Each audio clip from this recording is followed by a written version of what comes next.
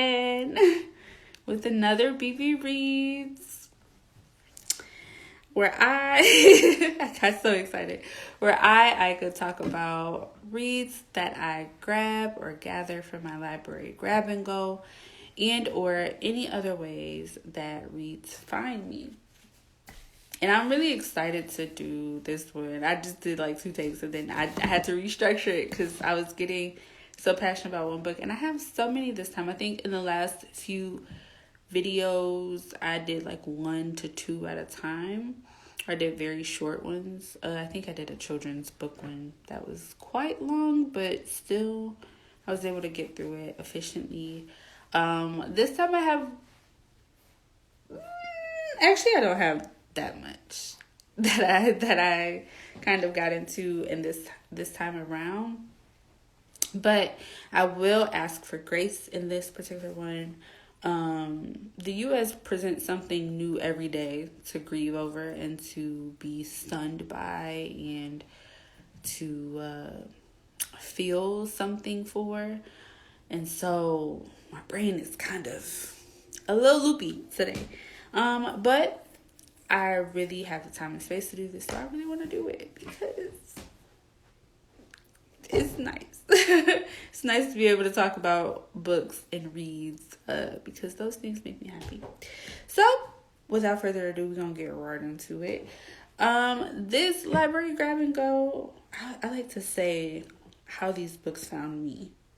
And it was definitely a library grab and go. I think I was just going to, my library has an art exhibit, and so I like to just go there and see, like they change it out every month, and so I wanted to see June's, and so then I was like, okay, well, while I was in there, I just started roaming around, which I'll probably do today. Honestly, I started roaming around, and I grabbed some graphic novels. Like sometimes they get some new ones. Like our graphic novel section is very small, and it bothers me in comparison to like a lot of other sections in the library. It's very small. And so I've kind of been over there so many times, and I'm like, is there anything new here? Is there anything new? And so there was some new things over there, so I grabbed them this time around. And let me see which one I'm going to start with. And then I also went over to the children's graphic novels too, because they have some really good ones. They have some really, really good ones. Okay, anyway, so I'll start with Akissi. Akissi Tales of Mischief, and this is by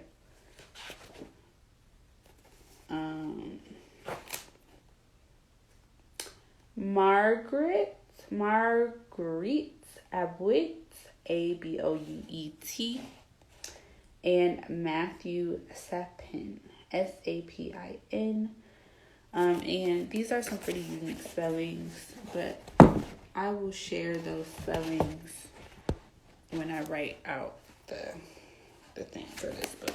Okay? So Akissi, there are multiple books, Akissi books. So this was just one, and I don't think they're super related, but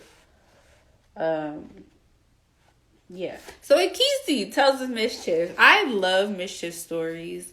Mischief stories being trickster stories or just like causing havoc. This one reminded me, and I talked about it probably 2 or 3 videos ago, but Calvin and Hobbes.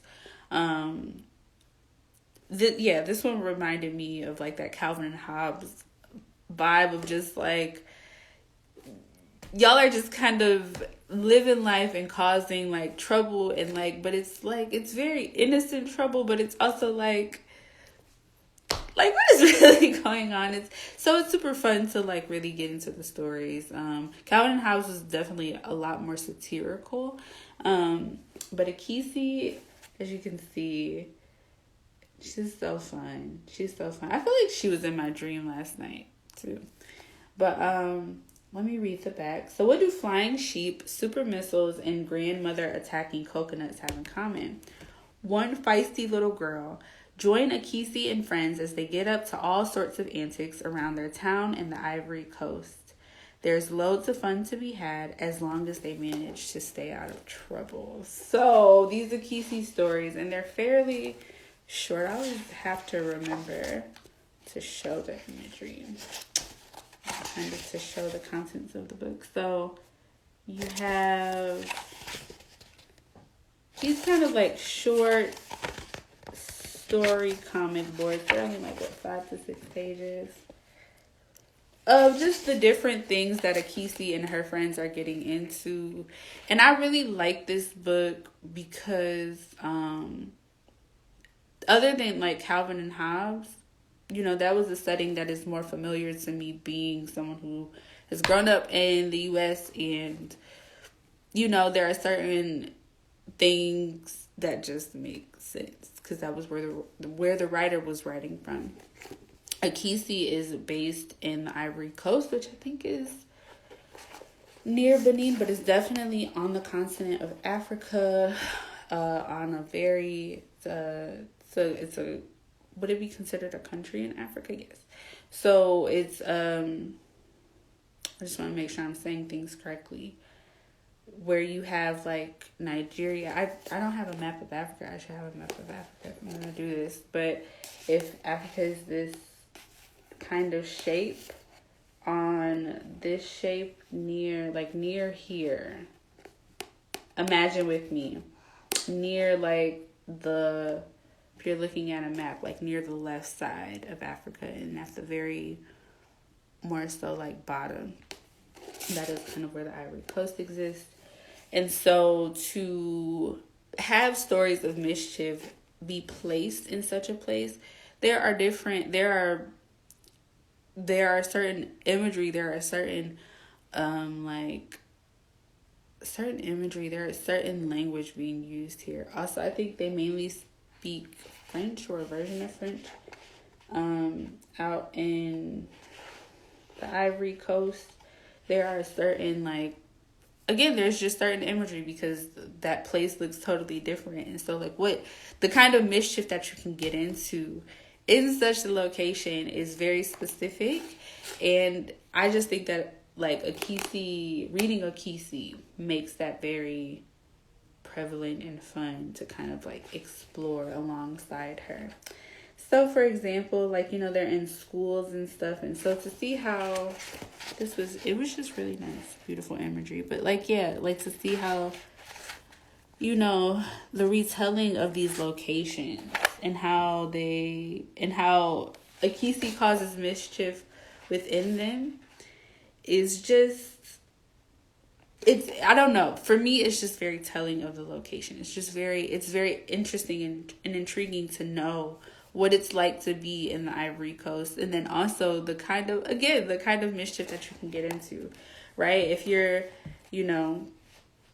let me see. There was a story in here about coconuts, or Akissi lives with her cousin and her auntie and her younger siblings, and and the way the houses are set up. And so then this can kind of cause, or this can kind of make room for Akissi to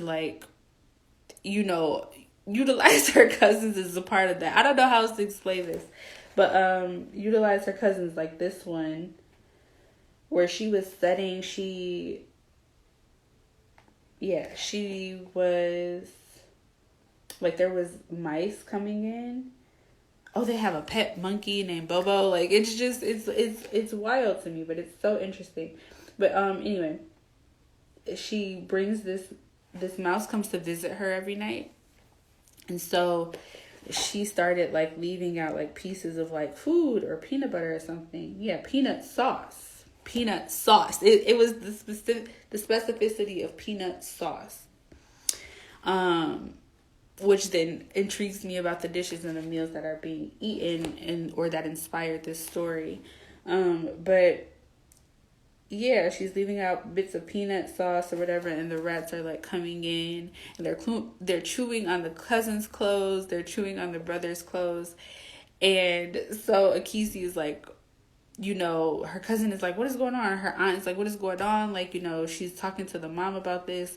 all of these things, and they're just trying to figure out what's happening. And Akissi's like blaming the cousin, like, you brought this in, and all of this stuff. There was also a story in here that, when I was thinking about that, just made me realize where Akissi really had to go to the bathroom in the middle of the night, and so she had to, like, she was trying to wake up like one of her relatives to take her to the bathroom, which was an outhouse that was like, you know, you had to walk there. It's not just in the house, like directly around in the house, right? So she has to like walk to this bathroom, to this outhouse, and she is trying to like wake up her siblings, and they're just all kind of be like rude to her, like, Akissi, like, go, like, you're not scared, like, you can go do this by yourself. But she was so insistent on like having someone go with her, and eventually, like, she kept getting all of the no's or whatever. So then she peed in her brother's bed and then blamed it on her brother, which her brother then got in trouble for. But it's just this kind of like mischief that Akissi is a part of. Her brother gets her back in like a couple of the different stories, and just kind of like the banter and the problem solving, and which is what I love about Mischief stories, is that they kind of like bring to light like the ways that that I can't say mischievous people, children, like this cunning nature of life, like allows us to problem solve or to rationalize the situations that we're in. And for Akissi to kind of like be like, I'm gonna just pee in my brother's bed. He could take the fall for it. It's just very funny to me. Like, and there's just really, really great stories like that in here. So I would definitely have Akissi on the shelf, because it's just, again, the imagery is so fun, and I think that it really kind of brings to life like these spaces. Like, I feel like the setting plays a really big part in the stories. The setting, the cultural norms of this particular space. And again, it doesn't necessarily have to speak for everybody in the Ivory Coast, but having a story as that comes and is within that setting just brings a part of what the Ivory Coast can look like and be like for some folks that live there. It's just very fun. Like, you know, they were out in the bushes quite a bit, or they were, you know, some of the kids were getting into the mischief just by going to hunt for rabbits, like in the bush and where they were. And I don't know, I just think it's really beautiful imagery. And then if you watch these, that I absolutely love when books put recipes in the back. It's my absolute favorite thing. I will more than likely always have a book on my shelf or rate a book to be on my shelf if it has recipes in the back, because brings it down. So there's recipes for, and these were also part of the stories in some kind of way. So we have a recipe for coconut morsels.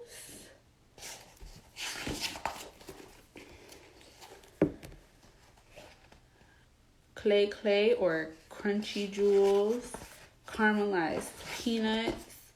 There's even like a little how-to on how to make African braids in here. Inspired again by one of the stories. So I would definitely have Akissi on the shelf. It's really a fun tale, and I think honestly when I go to the library later, I may go get the other Akissi books that were there. I just picked one because I was like, sometimes I can just start like, I'll get all of the ones in the series, and then I'm like, I have too many books to read. And I had a novel to read this time, or that I wanted to read. And I was like, let me keep it short and simple. So yes, Akissi, Tales of Mischief by Abouet and Sapin. Okay, I think I want to go with this one next. In by Will McPhail. And I think It says Martha Kennedy helped on the cover design, but Will McPhail did the things for this book. In period. So, Nick, this is another graphic novel. And this story is about Nick, a young illustrator, can't connect with people. Whether it's the barista down the street, his own family, or Ren, an oncologist whose life becomes painfully entangled with his. Nick can't shake the feeling that there is some hidden realm of human interaction beyond his reach. He staggers through meaningless conversation and hunts look-alike vacuous. We never gonna quip anybody in the English language, okay? Because that's a new word for me. Coffee shops in the hope that he will find it there. But it isn't until Nick learns to stop performing and speak about the things that really matter that the complex and colorful world of the people he meets are finally revealed to him. Which, let me be honest, when I picked up this book, I did not pick it up for that lovely summary about it. I picked it up for the graphics, as I kind of do most graphic novels. Let me see if I really liked the layout. It's always like, it's very clean, but it's very telling. I wish it was a little brighter right here, but it's very telling. Like, it brings a certain kind of like tone and like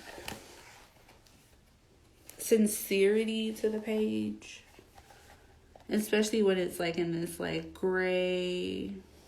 I'm trying to see at the same time to show it, but especially when it has like this grayish, this grayscale kind of art style moving towards it. And the book is mainly like this up until up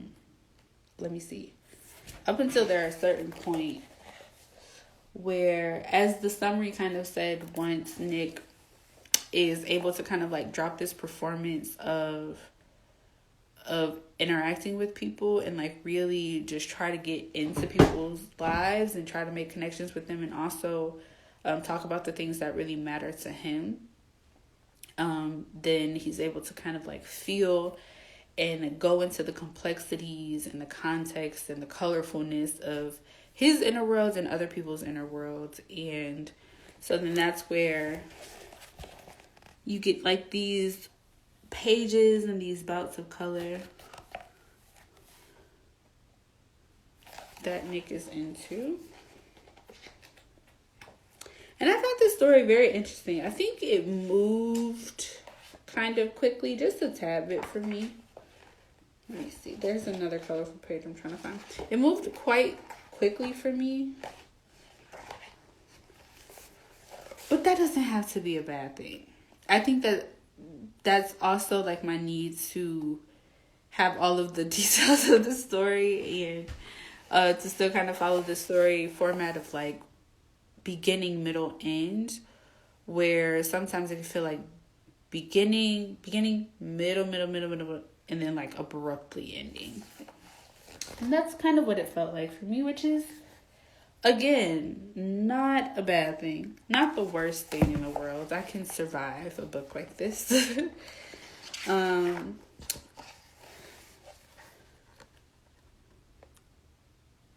There are some, just showing more of the color. There are some benefits to this book that I grasped from it. And again, I didn't get this book based off of the what the book was about. I didn't even read the back when I grabbed it. I just kind of grabbed it off of the illustration of the book. But one thing, as I was reading this book, it kind of starts with this, right, where like Nick is really having a hard time opening up to people. He's having a really like, he wants to kind of connect, but he really doesn't know how to. He doesn't know how to kind of like fall out of the script of, oh, like, you know, he's like meeting with his neighbor. He sees his neighbor in the hallway, or he's like interacting with people at the coffee shop. And it's just this very like, you know, hey, like, how are you today? But it's like really not asking how you are, or it's like the usual please. It's kind of like this scripted rhythm of like life. Like, hey, I saw you had your door open. Yeah, I got your mail yesterday. Like, just these very things, but like Nick is like desiring to connect in, but is having a hard time to do so. And so what this is separate, but I think like what I love about reads period, reads in general, but like, and why I do this too is because I've been having these conversations with myself around, just kind of like performance and scripted language and like conversation and, like how it can all just feel so superficial. I'm not necessarily talking about like I need to be talking about aliens or something in the middle of a grocery store, but really where it's like I can connect with people as the human people that they are, humans with these complex stories and these complex lives, rather than just as someone who owes me this kind of service or someone that just like lives across the street from me. It doesn't impact my life at all, where absolutely that does. Even if I try to not act like it does, it does. Right? And so Nick is just really trying to figure out how to connect in these ways and to kind of veer off of the script, like I said. And I just enjoyed that theme as a part of this book. That was a really cool benefit for me because I just kind of understood where Nick was coming from. I understood just kind of like feeling awkward about it and feeling this rush. I wouldn't necessarily say that things start to come into color for me, but I think that it is kind of like that feeling in that sense of euphoria from like connecting and figuring out someone, or, holding or listening to a piece of someone's like intimate memories or intimate thoughts or imaginations, and like where you really feel like you're connecting with people. So I really liked that theme within the book because I'm like, yeah, I feel that. I feel that, especially like I said, thinking for myself, how I've just been so like, I don't want to follow these scripts anymore for like the last few years. Yeah, like I don't want to follow these scripts, but I also want to investigate what these scripts are getting at and how we can kind of like modify them so that we can be in human connection and care with one another, because we need it in this time more than, I can't say more than any time. We just need it in this time, period. And it is very much so not the precedent. Okay. But I related to Nick in that sense, and I just really understood that euphoric feeling that you get from like connecting with someone and really just feeling like I'm really here with you with my own troubles and stories and my own, and it's not about necessarily getting to the root of it in one conversation. I always think about that too, like it's continuous. It's a continuous practice. But I get not feeling like you can engage in that practice enough when there are just scripts that people are expected to follow, or that we are following because maybe it builds a fantasy where I don't know. Like, movies influence a lot too. And that's also a thing that kind of plays well into this book. There's a wittiness and a cunningness to like the way that Will McPhail, the author and the illustrator of the book, speaks to these kind of scripts, right? Like, there's a part where Nick is in a bar and he's just trying to figure out, he's like, okay, how do I talk to the girl? Like, let me be cool. Like, you can there's parts where you see his internal dialogue and he's just trying to like, and this is not a new thing that we see in media, but like, you're seeing his internal dialogue trying to work out the best ways to kind of like be within this like world that he that he's either creating or someone else is creating in his mind that needs to be. I don't know. So, but then, he's meeting people along the way. Ren being one of those people who breaks those scripts and those norms. And so he's kind of having some contention because he's like, I want to connect, but like now I really don't know because I just got the script and yeah. Yeah, there was, very small part there. Another funny thing to me is that Nick in the story is an artist. So he's on the subway. I think this story is based in New York. He's on the subway and, he's drawing or whatever. He's like, I'm living my fantasy life. I'm just, I'm going to do that one thing that artists do where they just, draw people on the train. And he's drawing someone on the train. And it's this girl that's like sitting across from him. And she comes over at the end of the ride and she's like, hey, did you draw me or whatever? And so Nick in his mind is like, here it is. She's going to ask me for the picture. She's going to come to my shows and all of these things. And then she's like, no, you're creepy as fuck for that. Like, you didn't ask me if you could do that. Like, please get rid of that goddamn picture. And I absolutely just loved, like, things like that because, like, Nick was really just trying to find the script that which would give him the kind of, like, vulnerability or the performed vulnerability that he was searching for. Same thing with him going to the coffee shops. He would try to go get this latte brewed and it was like, I mean, you can get that, but and then he's talking to the clerks like the usual, like, just really trying to build this kind of world that would seemingly give him the connection that he was really searching for. And throughout the story, he's learning how to go in and find in for other people and also into himself to be able to better connect and be with the enriching actual stories in the lives that make people and not just the performance of all of it. And so yeah, I now that I talk about it like this, I'm like, I have this book on my shelf, and it would be like one of these reads that I would like want to read with other people. For sure.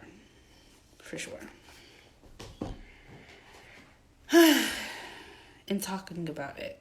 Because I'd be like, aren't we all tired? Okay, next read. Upgrade Soul. This is by Ezra Clayton Daniels. Another graphic novel. Ezra Clayton Daniels. I'm definitely going to the library today. I'm so excited now. Ezra Clayton Daniels. Just trying to make sure, y'all. Okay. Ezra Clayton Daniels, Upgrade Soul. On my older feed, I think, not on this page. I will have to upload it sometimes, but I did another one of Ezra Clayton Daniels' works was in a BB Reads that I did, and I think it was Bottom Feeders. So, it was Bottom Feeders.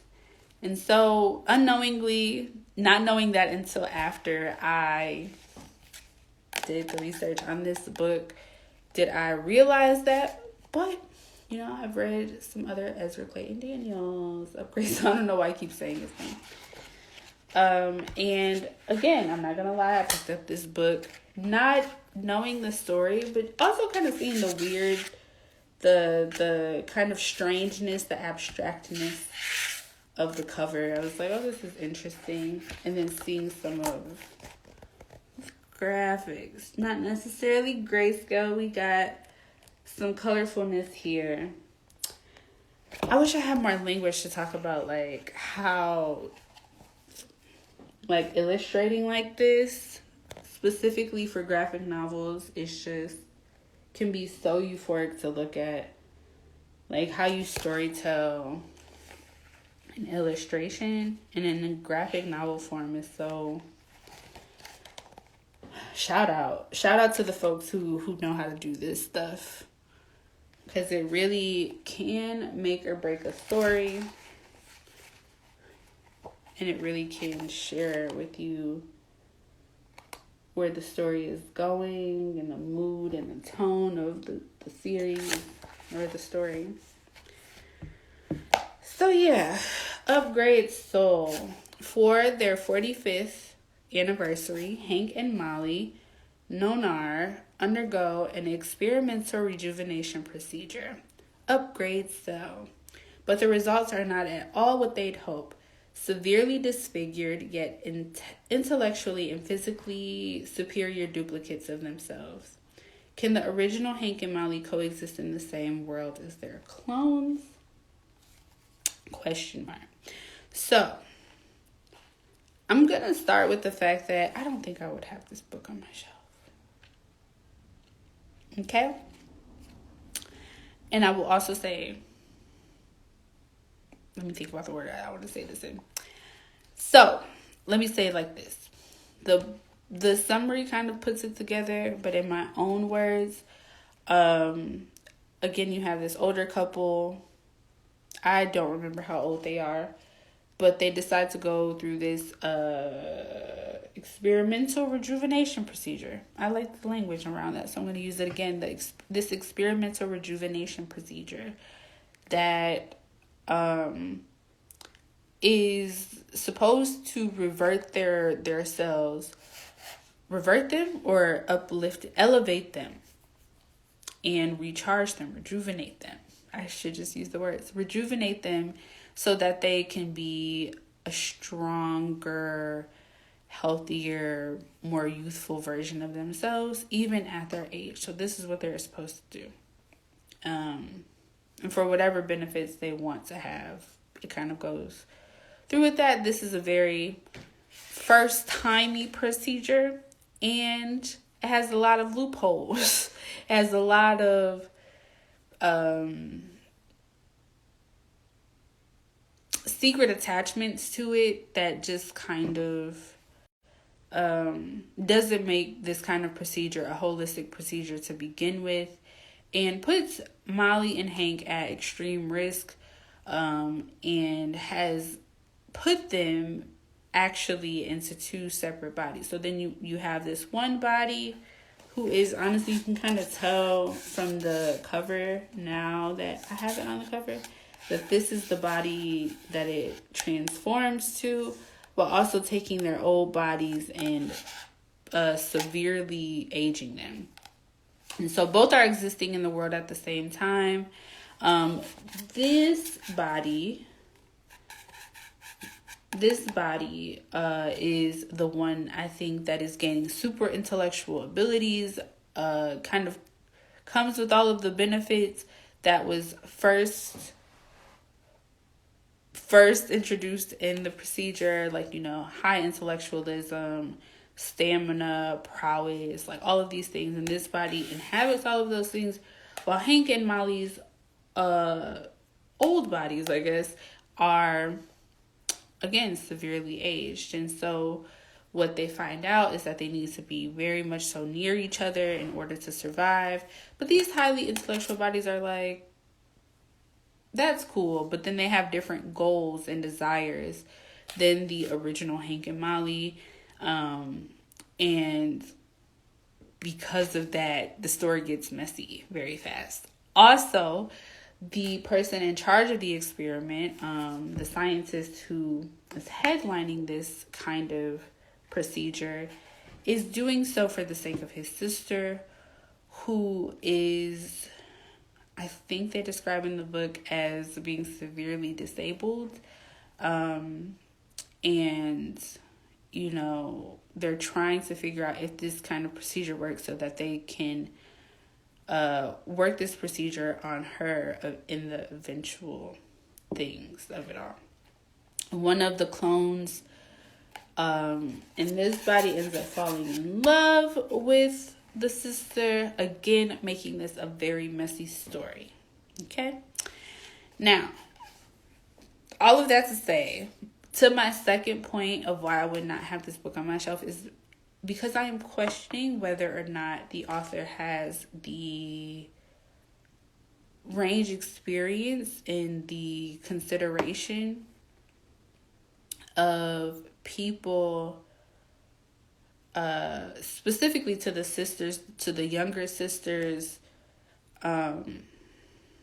experience in the story, like if he has any kind of right to tell that story, right? And to kind of share the story and, speak from those experiences. And that's why I ended up looking up who the author was to begin with, because I was like,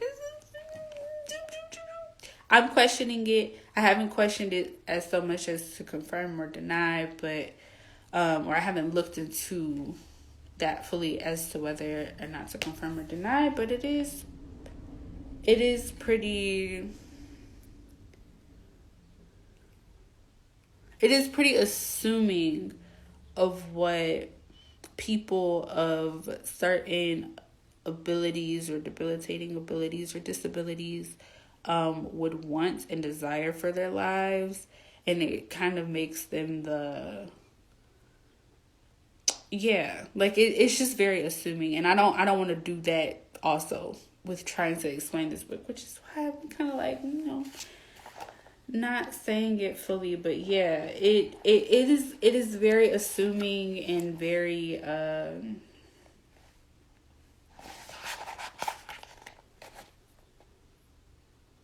it is that's the word that I have for it. It's just very assuming of what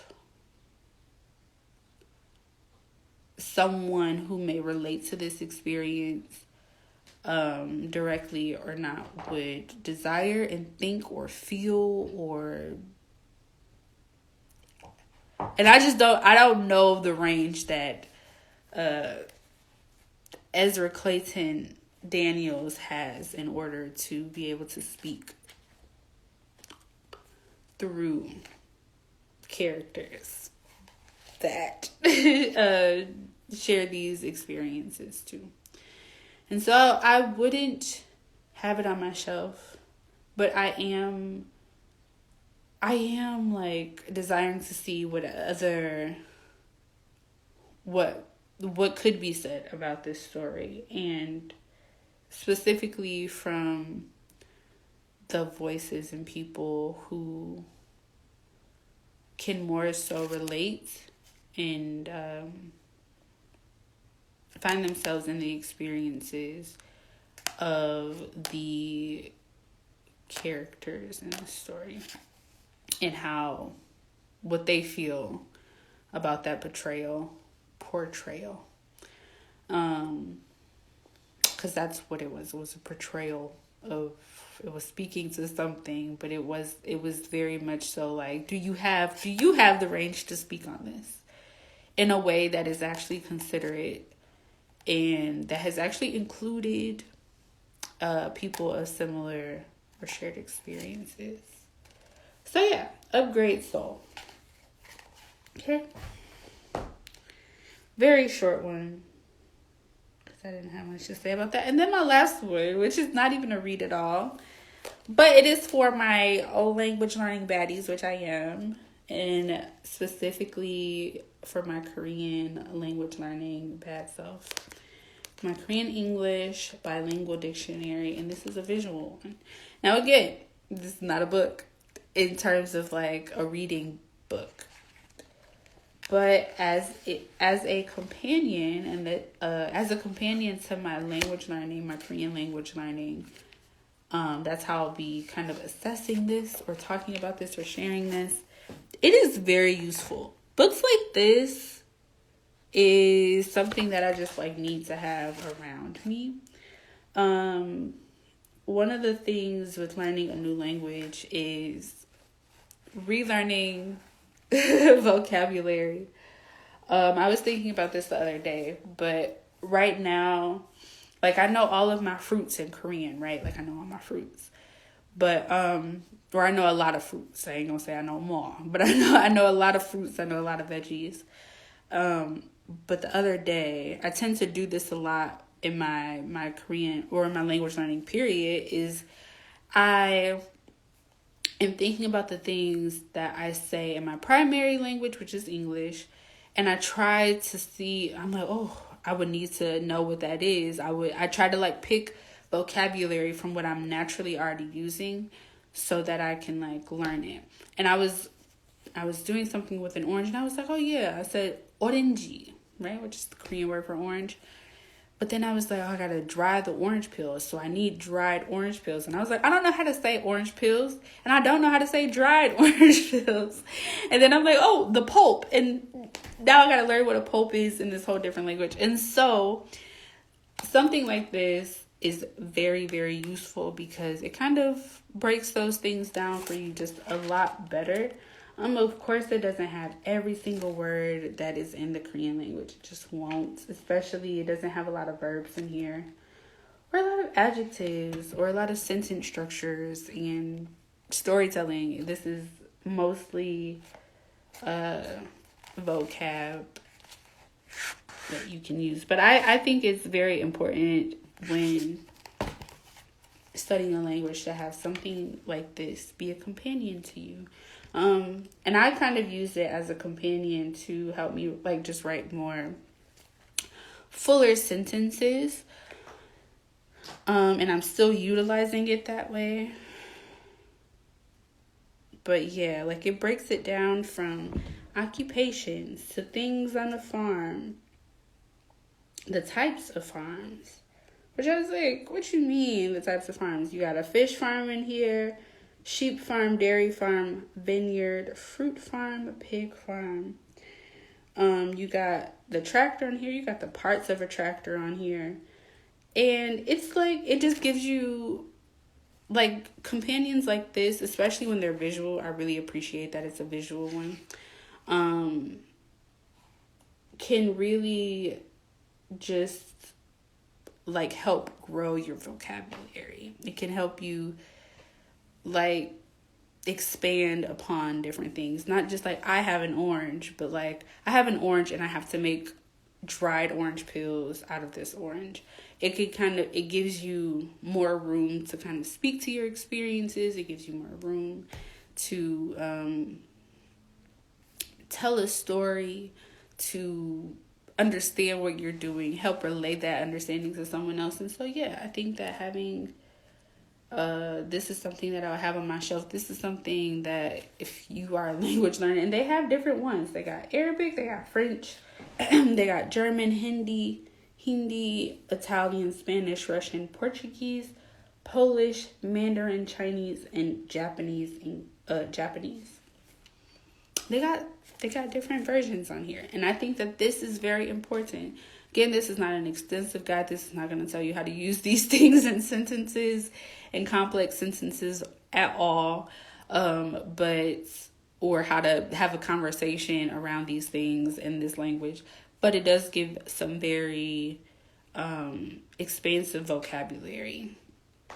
And also, because it's visual, it just doesn't feel as like heavy and compacted and like I gotta search through a bunch of words. It's like, you know, my brain can pair it with an image, with an understanding. Yeah, they got jumbo shrimp on here. They got types of herbs on here. Ooh, I did not even see this. Bay leaf, parsley, right? They got so much in here. Sapin. And granted, I don't even know if all of this stuff is... They do, actually. I was going to say, not all of it. And that's kind of the thing with books, like, generalized like this, too. With it having so many languages. But there are things in here that may not even be related to what... I mean, if you're learning a language to be able to like be within that space and in that country, some of the vocab in here you may not even use, because what's the point of knowing what an American robin is if there aren't American robins in that space? But also, like, you know, as a foreigner person who does know what an American robin is, maybe having that language and vocab to explain to someone else is very useful. So again, it's not it's how you use these kinds of reads that is going to matter more than the content, like the exact content within it. It's kind of like a maze. You can kind of find a lot of things in here. Okay, you can find some, like, sunblock. I didn't even know I would need to know what sunblock was, and I think that's what I mean. Like, it can be just a great thing to move through and discover through, right? Like, I didn't even think I needed that. I didn't even think I needed to know what toner was or nail polish. I didn't even think about it. So if you utilize the book in that way, I'm kind of discovering this as I'm workshop stuff, right? Like an electric drill. And it's so funny because I just met someone who is Korean, and he does a lot of welding, and he does a lot of like home improvement things. And so being able to have the vocab so that I can listen to him to talk about drill bits and a router and all of the things is very fun. It's very fun. It opens up, more things to discuss, more things to consider in this language. And so, yeah, we'll recommend having this on my shelf. I think that's it for this time of BB Reads. It was fun. I don't even need to do like an exit like this, but I'm feeling pretty like that was abrupt. That was abrupt. But yeah, if you so happen to pick up or find any of these reads for yourself and you would like to share your thoughts, please do so. Please do so. I think reading, I am not the only BB that reads, and so I really like to hear other people's thoughts and opinions about, or things that catches their mind's eye or their insight around things that they read. So if you are someone and you find this book in your local library, you're at your Barnes & Noble and you sit and read it and you want to share your thoughts, please do. And I would greatly appreciate that for the comfort and companionship and the communion. And with that, BB Reads, eye-kuh, or done.